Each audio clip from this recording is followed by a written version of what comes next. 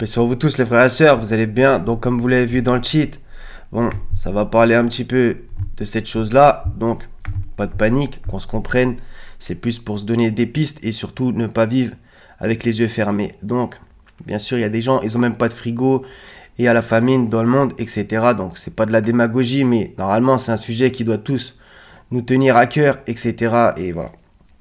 Donc, on va regarder des choses dans l'écriture. On va même aller au PDF du livre de Klaus Schwab, La Grande Réinitialisation, qui a beaucoup fait parler. Donc, Klaus Schwab du forum de Davos, etc., etc. On va regarder certains articles. On va même regarder les routiers à propos du 15 août, etc. Voilà, donc c'est pas un sujet pour faire panique, mais au contraire, c'est pour voir la réalité en face et Dieu sait ce qui se passera. Donc, Sourate 90, versets 12 à 16. Bismillah.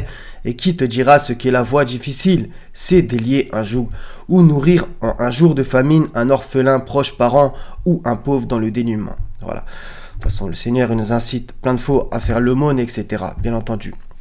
Donc, on va regarder certains versets qui, en vérité, il y a le lien entre la famine et le fait de revenir au Seigneur, ce qui, bien entendu, est un gros problème, particulièrement pour ceux qui habitent en France, un pays où l'athéisme a pris beaucoup de terrain. Donc on va voir certaines choses. Amos, chapitre 8, verset 11. Les jours viennent, déclare le Seigneur l'Éternel, où j'enverrai la famine dans le pays, non pas la faim du pain et la soif de l'eau, mais la faim et la soif d'entendre les paroles de l'Éternel. Vous voyez?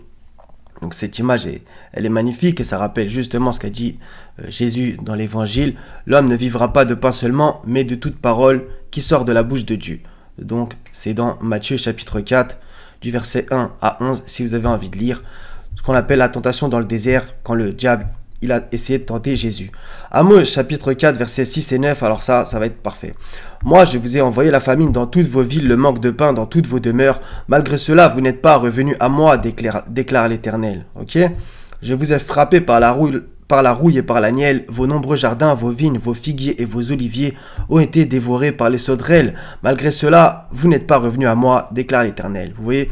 Donc, la famine, quand on lit dans l'Écriture, en général, c'est parce que le peuple se détourne du Seigneur. C'est régulièrement comme ça. Par exemple, il y a eu la famine en Égypte pour les 10 plaies, etc.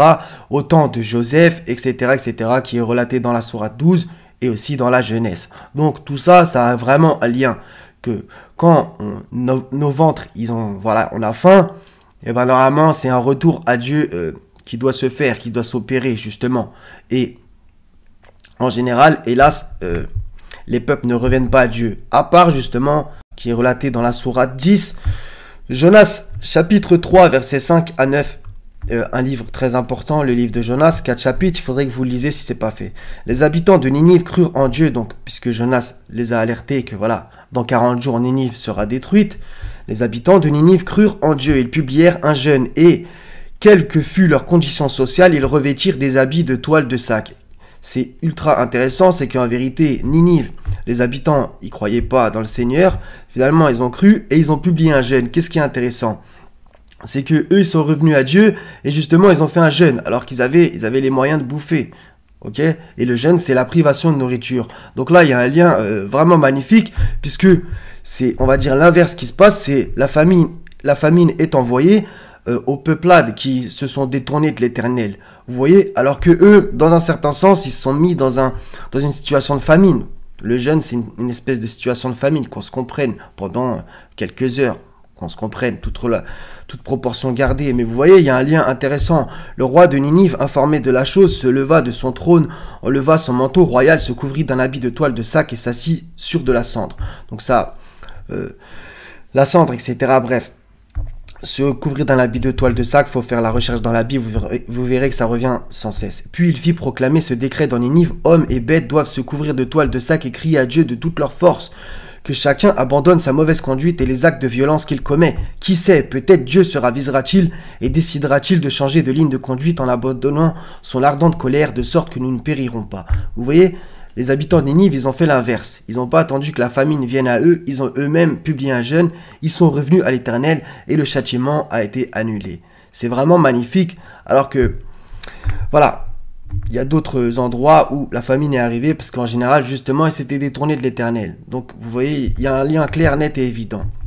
Donc par rapport à notre époque, avec ce qui se passe en ce moment, etc., tout ça en vérité c'est pour maquiller justement ce grand reset, cet effondrement économique. Et qui dit effondrement économique dit inflation, etc. Il y a des gens, ils sont très calés.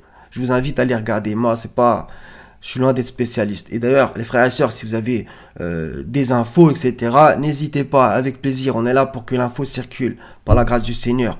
Donc justement, tout ça, c'est pour justement que le système s'effondre et qu'au final, voilà, normalement, il va se passer ce qui se passe. Donc, c'est-à-dire, on va sûrement peut-être crever la dalle, même en Europe. Oui, oui, parce que les gens, des fois, ils ont l'impression que la famine, ça touche que les pays pauvres. Non. Donc, par exemple, la Russie, ils ont eu une famine il n'y a pas très très longtemps, etc. Même en France, il y en a eu. Donc, voilà, il faut quand même toujours essayer de se poser les bonnes questions. Luc 4, verset 25, je vous le déclare, en toute vérité, il y avait de nombreuses veuves en Israël à l'époque d'Élie, lorsque le ciel a été fermé 3 ans et 6 mois, et qu'il y eut une grande famine dans tout le pays. Ok? Donc, il y en a très très très régulièrement. Matthieu chapitre 6, verset 25 à 34, un passage extraordinaire. C'est pourquoi je vous dis, ne vous inquiétez pas en vous demandant qu'allons-nous manger ou boire, avec quoi allons-nous nous habiller? La vie ne vaut-elle pas bien plus que la nourriture, et le corps ne vaut-il pas bien plus que les habits, etc. Voyez ces oiseaux qui volent dans les airs, ils ne sèment ni ne moissonnent, ils n'amassent pas de provisions dans des greniers, et votre Père céleste les nourrit. N'avez-vous pas bien plus de valeur qu'eux, etc. Donc vous voyez, ne vous inquiétez donc pas et ne dites pas que mangerons-nous ou que boirons-nous, avec quoi nous habillerons-nous. Toutes ces choses, les païens s'en préoccupent sans cesse. Ok? Donc c'est pour ça, il faut être dans un réalisme et bien entendu, travailler sa confiance dans le Seigneur. Et j'ai aucune leçon à vous donner. Il y en a peut-être, ils ont même connu la famine personnellement, vous qui m'écoutez. Donc voilà, donc il y en a, ils ont connu la rue, etc. Donc moi, j'ai aucune leçon à donner à personne. Encore une fois, ceci est un rappel. Donc vous voyez, Jésus, il nous incite à, voilà, pas se poser trop de questions. Et justement, à la fin, ne vous inquiétez pas pour le lendemain se souciera de lui-même. À chaque jour suffit sa peine. Ok? Et le Seigneur sait ce dont on a besoin. Voilà. Maintenant, quand même, il vaut mieux être averti de certaines choses. Donc, à propos du taux d'inflation, je vous montre juste 2-3 courbes.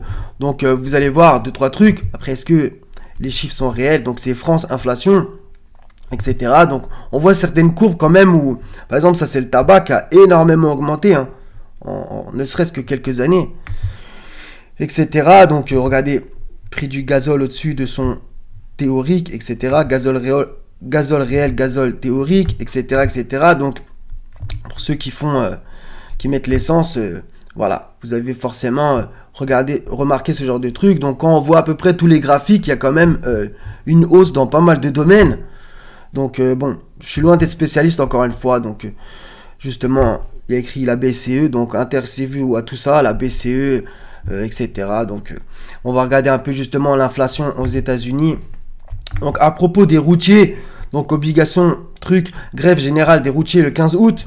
Ils posent la question parce que, bon, ils vont le dire aussi, c'est peut-être une rumeur. Et pour demain, certains routiers et chauffeurs-livreurs annoncent une grève générale le 15 août. En effet, les non-vac ne pourront pas avoir accès aux dépôts et magasins et seront donc empêchés de travailler, voire risqueront le licenciement. Rumeur ou pas, s'ils ne peuvent plus livrer, qui alimentera les Français et surtout notre élite si brillante en bien et vivre? Voilà. Donc à propos de l'inflation aux États-Unis, l'inflation bien pire que prévu aux États-Unis au plus haut depuis 13 ans. Et 13 ans, bah, c'était en 2008. Donc 2008, tout le monde se rappelle, la banque Lehman Brothers, etc. Donc bon, quand même, les prix flambent outre-Atlantique. L'inflation a été forte en mai aux États-Unis, les prix ayant augmenté de 5% sur un an, leur plus forte hausse depuis près de 13 ans, etc. Les analystes anticipaient 4,7 après 4,2 en avril. Donc encore une fois, je suis loin d'être spécialiste, donc voilà. Envie d'un repas au restaurant, il vous coûtera 4% de plus qu'il y a un an. Besoin de nouveaux vêtements, comptez 5,6 supplémentaires, etc.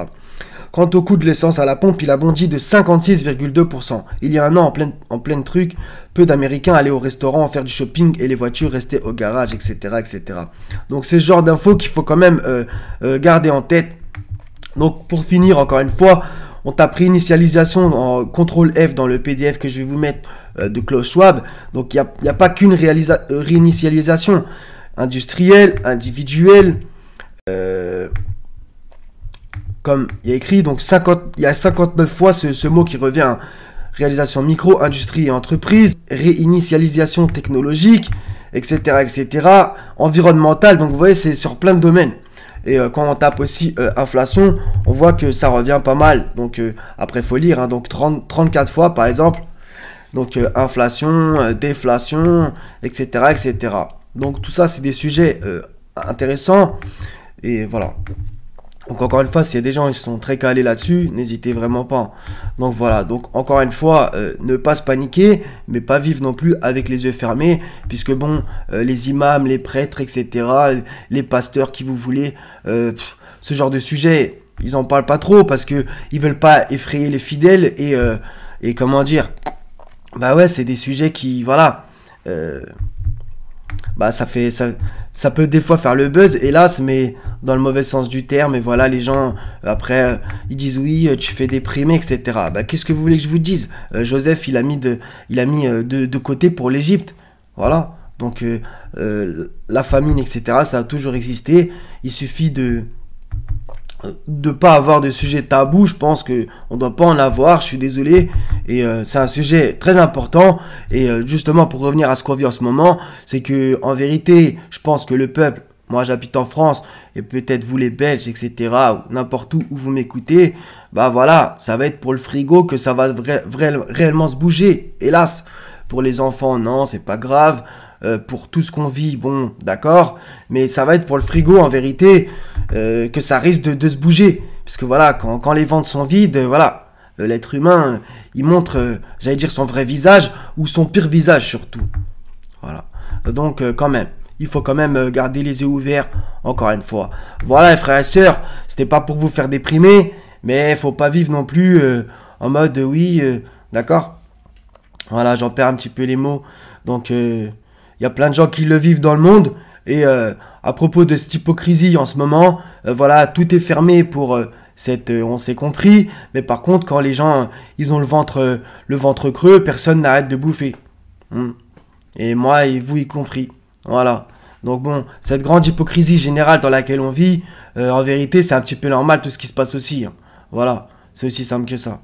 Voilà, frères et sœurs, donc soyez bénis. Wassalamun ala al-mursalin. Walhamdulillahi rabbil alamin. La ilaha illa hu al-azizul hakim. Paix sur vous tous. À la prochaine, Inch'Allah. Salam.